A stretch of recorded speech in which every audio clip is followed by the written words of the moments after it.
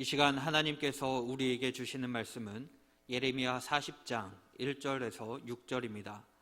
제가 보는 성경으로 구약 1117쪽에 있습니다.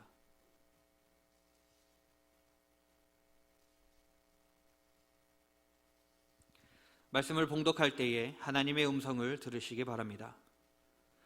사령관 느부사라단이 예루살렘과 유다의 포로를 바벨론으로 옮기는 중에 예레미야도 잡혀 사슬로 결박되어 가다가 라마에서 풀려난 후에 말씀이 여호와께로부터 예레미야에게 임하니라. 사령관이 예레미야를 불러다가 이르되 내 하나님 여호와께서 이곳에 이 재난을 선포하시더니 여호와께서 그가 말씀하신 대로 행하셨으니 이는 너희가 여호와께 범죄하고 그의 목소리에 순종하지 아니하였으므로 이제 이루어졌도다. 이 일이 너희에게 임한 것이니라. 보라, 내가 오늘 내 손에 사슬을 풀어 너를 풀어주노니 만일 내가 나와 함께 바벨론으로 가는 것을 좋게 여기거든 가자, 내가 너를 선대하리라. 만일 나와 함께 바벨론으로 가는 것을 좋지 않게 여기거든 그만두라. 보라, 온 땅이 내 앞에 있나니 내가 좋게 여기는 대로 옳게 여기는 곳으로 갈지니라 하니라. 예레미야가 아직 돌이키기 전에 그가 다시 이르되 너는 바벨론의 왕이 유다 성읍들을 맡도록 세운 사반의 손자 아히감의 아들 그다랴에게로 돌아가서 그와 함께 백성 가운데 살거나 내가 옳게 여기는 곳으로 가거나 할지니라 하고 그 사령관이 그에게 양식과 선물을 주어 보내매 예레미야가 미스바로 가서 아히감의 아들 그다랴에게로 나아가서 그 땅에 남아있는 백성 가운데서 그와 함께 사니라. 아멘. 24일 푸틴 러시아 대통령은 우크라이나의 군사작전을 지시를 합니다. 우리나라 시간으로 11시 50분 우크라이나 전역에 이 러시아는 포탄을 퍼붓기를 시작을 합니다.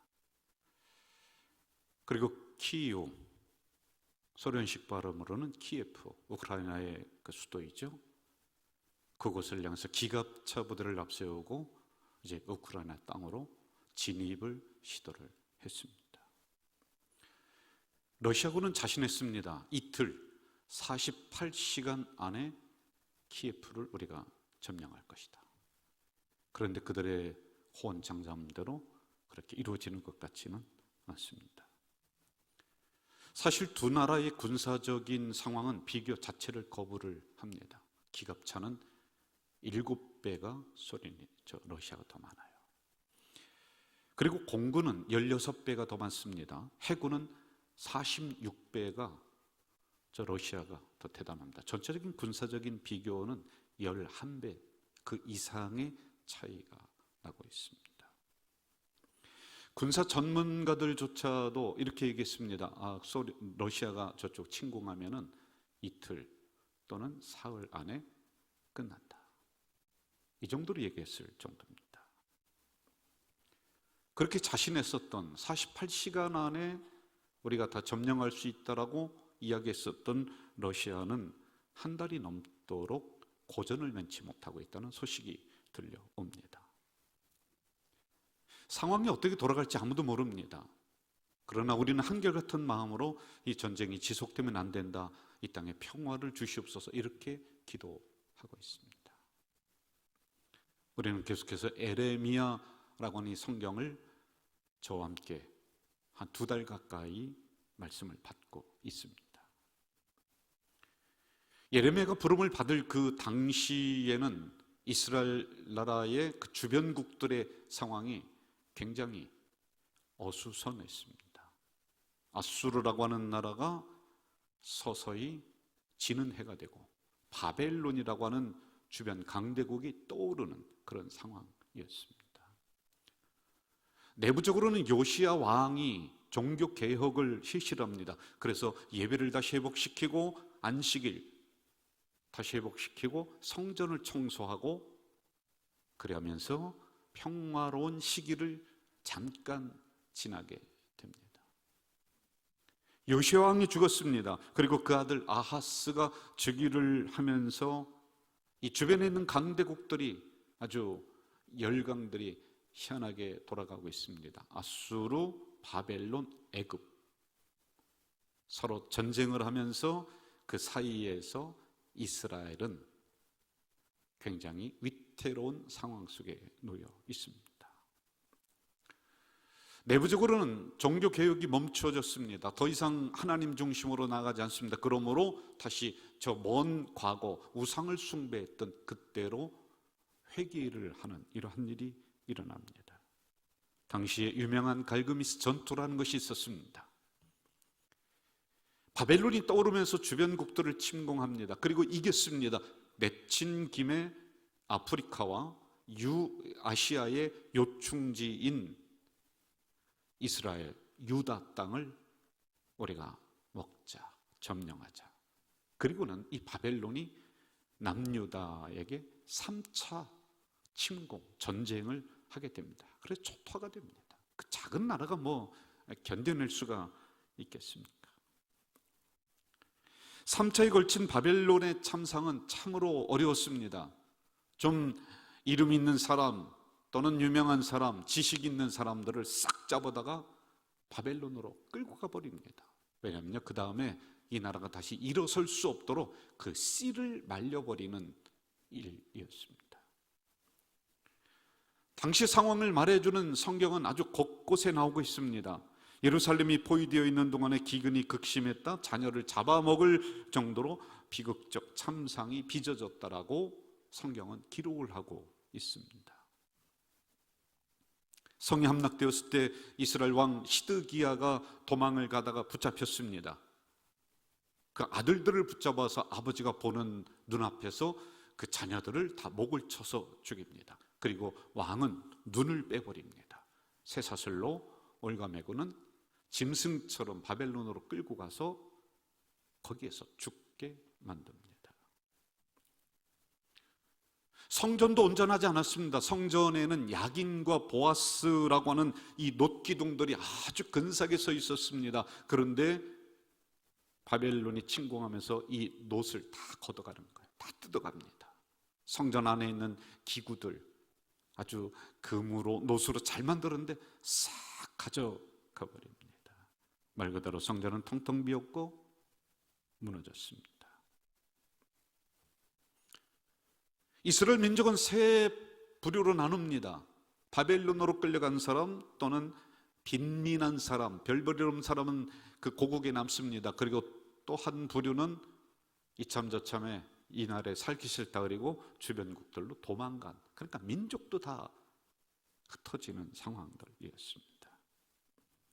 이들이 더 받아들일 수 없는 것은 자기들은 하나님을 믿는 선민, 하나님이 보호해 준다는 민족이었습니다. 그런데 이게 뭡니까? 하나님을 모르는 바벨론이 와서 자기들을 다 잡아가 버립니다. 그리고 특별히 그렇게 소중하게 여겼던, 하나님이 지금 임재해 있다라고 여겼던 성전에 그들이 군합발로 들어와서 성전을 모독하고 치욕스럽게 만들고 성전에 있는 것들을 다 가져가 버리고 불태워 버립니다. 오늘 본문은 그 전쟁의 마지막 3차 전쟁을 배경으로 나온 말씀입니다. 1절, 이때 여호와의 말씀이 예레미야에게 임했다. 여러분, 그런데 놀랍게도 적군의 사령관인 느부사라단이 예레미야에게 이렇게 얘기합니다. 예레미야야, 너희들이 멸망한 이유를 알고 있느냐? 아니, 적군의 사령관인데, 여러분, 사령관 정도라면 군사적인 비교를 해야 됩니다. 너희들과 우리의 군사력은 말이 안 돼. 그러니까 너희들이 졌어. 그리고 너희들의 전술, 무기, 이거 형편없어. 우리가 이길 수밖에 없어.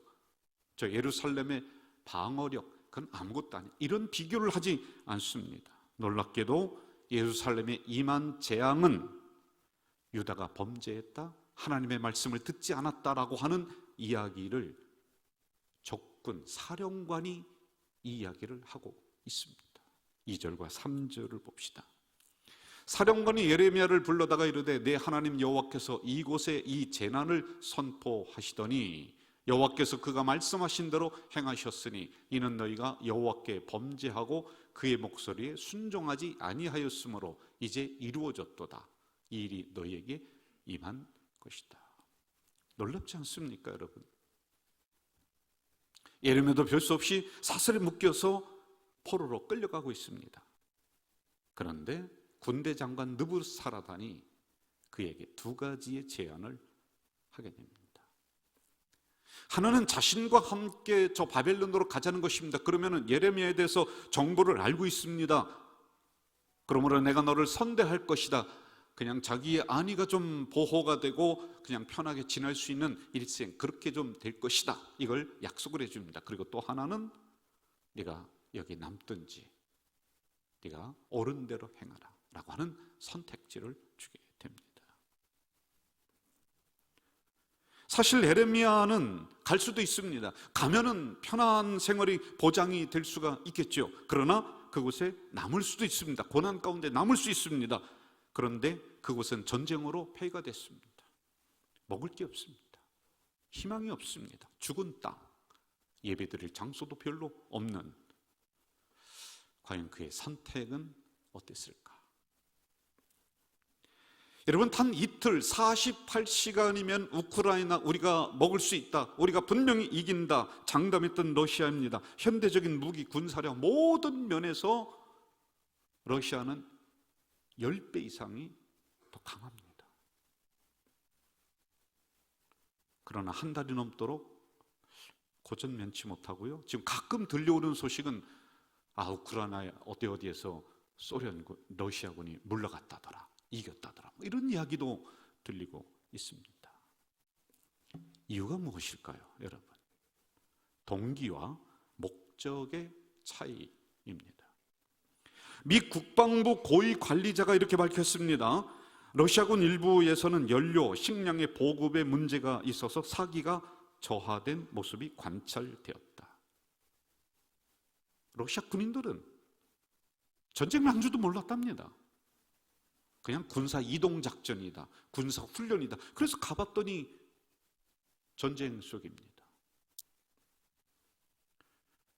러시아 일부 부대는 슈퍼마켓을 약탈하는 그 영상이 올라오기도 합니다. 탱크 장갑차가 폭탄 하나가 딱 떨어지니까 그 다 버리고 그냥 막 도망가는 그런 영상도 보이고 있습니다. 이틀이면은 충분하다고 했지만은 러시아 군인들은 동기가 없습니다. 동기가 없습니다. 왜 우리가 총을 들어야 되는지, 왜 싸워야 되는지, 왜 우리의 목숨을 던져야 되는지 동기가 없습니다. 그리고 이들의 목적도 없습니다. 어디로 가서 어떻게, 어떠한 작전으로 점령해야 되는지 목적이 없습니다. 얼마 전에 이런 기사가 났습니다. 악기 대신 총, 우크라이나로 달려간 서울 팝스 단원들, 수십 년간 함께한 악기를 내려놓고 낯선 총을 들었다. 한국에서 민간 오케스트라 단원으로 활동 중인 우크라이나 출신 연주자들이 고국을 지키기 위해서 귀국을 했다. 서울 팝스 오케스트라 관계자는 3월 3일에 이렇게 말해요. 우크라이나 출신 단원 3명은 러시아 침공을 받은 조국을 지키기 위해서 최근 출국했다. 콘트라베이스트 연주자 드미트로, 그리고 켈레러 트럼펫 연주자 코스탄틴, 이들은 키예프, 소련식 발음이죠, 키유 국립음악대학교의 선후배 사이입니다. 그런데 악기 내려놓고 총 들고 가는 겁니다. 이것만이 아닙니다. 우크라이나 국민들 대다수는, 아이를 돌보는 어머니는 이 아이를 할머니에게 맡기고 어머니가 총을 들었습니다. 낯선 총을 들었습니다. 유명한 배우들은 연기를 하는 대신 총을 들고, 음악가들은 음악을 하는 대신 낯선 총을 들고, 운동선수들도 이 운동을 내려놓고 총을 들고 전선을 향하고 있다고 합니다. 이들이 싸워야 되는 동기는 분명합니다. 내 나라를 내가 지켜야 된다, 내 가정 내가 지켜야 된다, 허락도 없이 쳐들어온 저 러시아 군대가 우리의 터전을 이토록 황폐하게 만드는데 그냥 내줄 수 없다라고 하는 절박한 동기는 이들에게 총을 들도록 만드는 동기가 됩니다. 목적도 분명합니다. 우리는 러시아 땅을 침공하는 것이 아니라 지키는 것이다. 우리 땅을 우리가 지킨다, 우리 가정을 우리가 지킨다 라는 목적입니다. 여러분, 전쟁이 나면 도망가는 사람이 있습니다. 위기가 일어나면, 고난이 나면 그 고난의 현장을 벗어나고 남을 나라 외면하는 사람이 있습니다. 그런데 어떤 사람은 오히려 위기 속으로, 고난의 현장 속으로 들어가고 남아 있으면서 문제를 해결해 가는 사람들이 있습니다. 5절 하반절은 이렇게 기록하고 있죠. 내가 옳게 여기는 곳으로 가라. 예레미야에게 선택지가 주어졌습니다. 그런 세 가지의 선택지가 있습니다. 첫째, 바벨론으로 가서 남은 시간 호의호식하며 살 수 있습니다. 두 번째 선택지, 황폐하고 전쟁으로 피폐된 고난의 땅 예루살렘에 남을 수가 있습니다. 고난이죠, 힘들죠. 그리고 세 번째는 이꼴저꼴 안 보고 내가 아무도 모르는 곳에 가서 그냥 남은 여생 그렇게 살아가겠다. 제 3의 지역을 선택할 수가 있습니다. 6절을 봅시다. 예레미야가 미스바로 가서 아히갑의 아들 그다랴에게 나아가서 그 땅에 남아있는 백성 가운데서 그와 함께 사니라. 라마에서 다시 미스바로 갑니다. 여러분, 미스바라고 하는 것은 이스라엘 역사에서 중심입니다. 그곳에서 회개운동이 일어났고 그곳에서 다시 시작하는 첫 출발지가 바로 미스바입니다. 그는 고난의 현장이, 어려움의 현장, 그 중심으로 다시 돌아갑니다. 그것은 환영받지 못한 것입니다. 평생 동안 예레미야에게 서러움을 주었던 그 장소입니다. 눈물 마를 날이 없도록 그렇게 자기를 못살게 구웠했었던 그 지역으로 그는 다시 돌아갑니다. 떠나지 않습니다. 거기에 남아 있습니다. 왜요? 그렇게 해야 하는 동기와 목적이 분명합니다. 아무리 나에게 어려움을 줬고 아무리 아픔을 주었던 것이지만 그 고난의 현장에는 지금도 말씀을 기다리고 있는 남은 백성들이 있다는 것입니다. 그리고 나는 이 말씀을 전해야 되는 사명이 있다는 것입니다. 다시 무너진 나라 일으켜야 되고 다시 무너진 예배 일으켜야 되는, 그들의 무너진 신앙을 다시 세워줘야 되는 그 동기. 그러니 여러분, 전쟁 났는데도 그곳을 떠날 수가 없어 다시 돌아가는 거예요. 그의 목적도 분명합니다. 다시 영광의 나라, 다시 하나님을 경외하는 백성. 성전이 텅텅 비었지만은 그의 목적은 다시 말씀을 일으켜서 성전이 부흥하는 이 목적이 그에게 분명합니다. 그가 남아서 했었던 처음 행동이 뭘까요?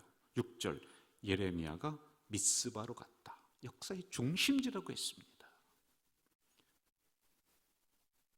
여러분, 이 고난의 현장 그 미스바에서 예레미야는 다시 말씀을 붙잡습니다. 말씀을 듭니다. 그리고 회개를 선포합니다. 백성들에게 하나님께로 다시 돌아오라라고 외칩니다. 흩어져 있던 남은 자들이 그때서야 하나로 뭉치기를 시작합니다. 빈민한 사람들, 별 볼 일 없는 사람들이 새로운 작은 공동체가 만들어졌습니다. 7절 말씀을 보면 바벨론으로 잡혀가지 아니한 빈민들이라고 합니다. 알아주지 않는 사람들이에요. 그러나 여러분, 그들을 중심으로 다시 무너졌던 나라를 차근차근 세우고 있습니다. 그들이 나라의 중심이 되고, 그들이 성전의 기둥이 되고, 그들이 가정의 대돌부가 여러분, 어떻게 이런 역사가 일어날 수 있습니까? 바로 위기 가운데 도망가지 않고 고난의 현장에 남아있으면서 그 잿더미 위에서 무릎 꿇었던, 말씀을 선포했던 예레미야 한 사람, 그 한 사람이면 하나님은 충분합니다. 그 사람을 통해 새로운 역사를 일으킬 수 있습니다. 이 놀라운 정신은요, 이스라엘 역사 속에 쫙 흐르고 있어요. 1948년 이스라엘 나라가 잃어버렸던 땅을 다시 찾고 1000년 동안 나라 없이 또 돌다가 이제 시오니즘으로 현재 이스라엘을 차지합니다. 그리고 유엔으로부터 인정을 받습니다. 이거 달갑게 여기지 않았던 그 주변 나라들, 중동 있습니다. 이런 나라들이 연합국을 형성을 해서 이스라엘을 계속 공격을 합니다. 특별히 1967년 6.1 전쟁은 아주 유명한 전쟁입니다. 아랍에 있는 그 모든 군대들이 딱 뭉쳐서 오로지 한 가지 목표입니다. 이스라엘이라는 이름을 지구상에서 없애자. 그리고 저 지중해에 밀어넣어버리자. 그 수많은 아랍 군대들이 딱 뭉쳤습니다. 하지만 6.1 전쟁은 이스라엘의 승리로 끝이 납니다. 주도했던 두 사람이 있습니다. 여자 수상인 골다 메이어, 그리고 애꾸는 모세 다이안 장군입니다. 이 두 사람은 전쟁이 나기 전 극박한 상황 속에서 미국으로 달려갑니다. 그리고는 그곳에 있는 유대인들 후손들에게 외칩니다. 도와달라고 외칩니다. 이 나라가 풍전등화합니다. 그래서 그들에게 돈을 모으고는 새로운 무기를 사들고 고국 땅으로 다시 들어갑니다. 이슬람을 신봉하는 아랍인들은 금요일이 안식일이고요. 그리고 이스라엘은, 유대교는 금요일 저녁부터 토요일 저녁까지 안식일입니다. 안식일에는 싸우다가도 총을 내려놔요. 누가 총 쏘면 그냥 맞고 죽는 거예요. 아무것도 안 하는 거예요. 그러니까 이 아랍에서 어떻게 했냐면은 저 유대인들이 금요일 저녁부터 토요일 저녁까지는 애들이 아무것도 안 하는 걸 알고, 안식일이라는 걸 알고 그때 공격을 하자. 하루 동안 융단 폭격을 퍼붓습니다. 이스라엘 민족은 할 게 없습니다. 벙커 속에 들어가서 그냥 견딥니다. 끝까지 견딥니다. 토요일 저녁 6시 사이렌이 왱하고 울립니다. 안식일이 해제가 됐다 라고 하는 이 사이렌이 울립니다.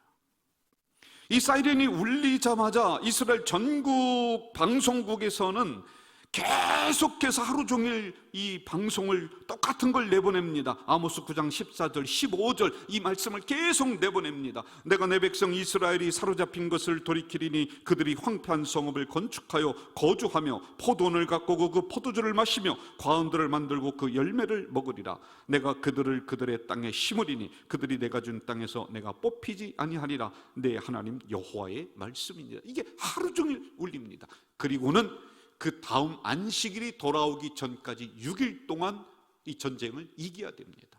이 말씀을 계속 틀어줍니다. 전쟁에 나가는 병사들에게 모세 다이안 이 장군은 이 말씀을 쪽지로 만들어서 그들 가슴에 포켓에 넣어줍니다. 그는 이렇게 얘기합니다. 우리는 이번 전쟁에서 새로운 무기를 사용했다. 우리는 전쟁에 나가는 모든 병사들의 호주머니에 이 말씀을 넣어주었다.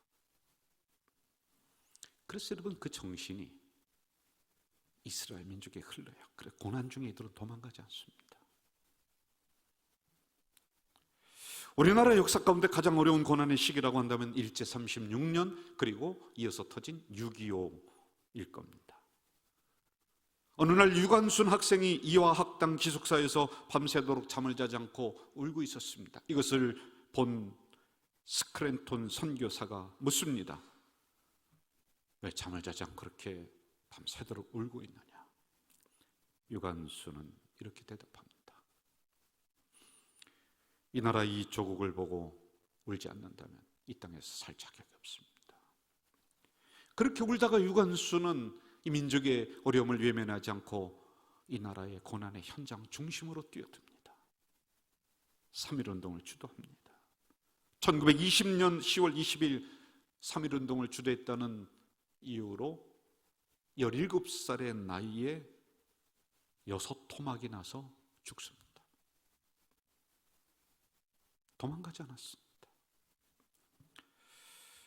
몇 년 전 6월 6일 육군 상사 이광우, 육군 이병 이성우, 해군 원사 문규석, 누군가의 아버지였고 누군가의 아들이었던 그 사람들의 이름, 전쟁에 나가서 이 나라를 위해서 목숨을 바쳤던 그 군인들의 이름을 부르는 행사가 있었습니다. 그런데 여러분 그때도 이름이 불려지지 않았던 1700명의 여자 의용군, 여성 의용군이 있습니다. 그리고 13만 명의 무명용사들은 이름도 없습니다. 1700명의 여성 의용군, 그분들이 이렇게 얘기합니다. 내 사랑하는 나라가 어려움에 처했는데 편안하게 따뜻한 이불 덮고 잘 수가 없어서 나뭇가지로 총검술 훈련하고 돌멩이로 수류탄 던지면서 그 훈련 마치고는 전쟁에 뛰어들었다. 가슴속에는 단 하나, 내 나라의 재난을 두고 볼 수가 없어서. 여러분, 우리 국민들은 사실 이런 정신이 우리들에게도 흘러요. 어려움 당할 때마다 국민들은 하나로 딱 뭉쳤습니다.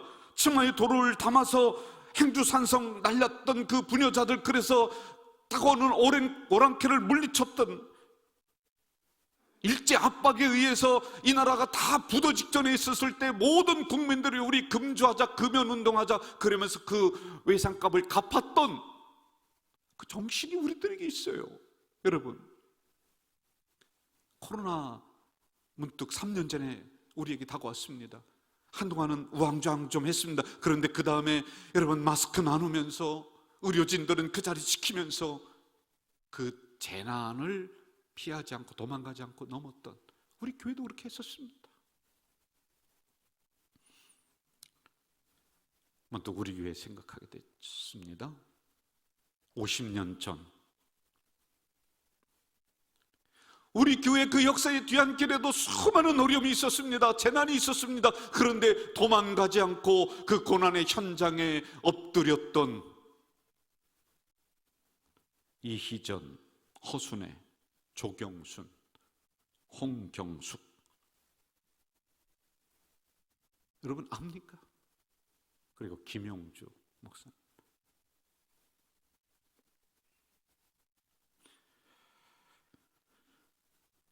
그것만이 아닙니다.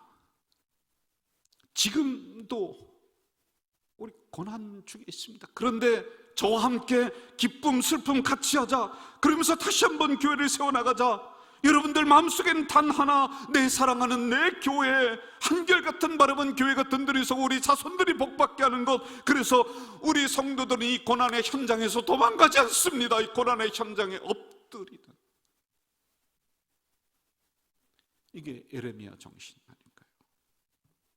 여러분, 어떤 성도는 지금 오미크론 때문에 나오지 못합니다. 가정에서 그 자리 지킵니다. 그리고 이렇게 나왔던 우리 성도들은 이 예배 현장 지키면서 위기 가운데 교회 지키자, 예배 지키자, 도망가지 않습니다. 제가 모르는 여러분 삶의 언저리에서 고난이 있을 것입니다. 어려움이 있을 것입니다. 위기가 있을 것입니다. 그런데 여러분, 그 자리에서 도망가지 않고 외면하지 않고 그 고난의 현장에 예레미야처럼 엎드려서 말씀 받으며 이겨나가는 여러분들, 곧이어 이스라엘이 다시 영광의 나라가 되었던 것처럼, 이 나라가 재난을 이기고 부흥의 나라가 되었던 것처럼 우리 교회도 그리 될 것이고, 여러분의 가정도 그 역사가 일어날 줄 믿습니다. 하나님 아버지, 고난의 현장에서 도망가지 않고 새 역사를 쓰는 우리 가족 공동체 성도들이 다 되도록 인도해 주시옵소서. 예수님의 이름으로 기도하옵나이다.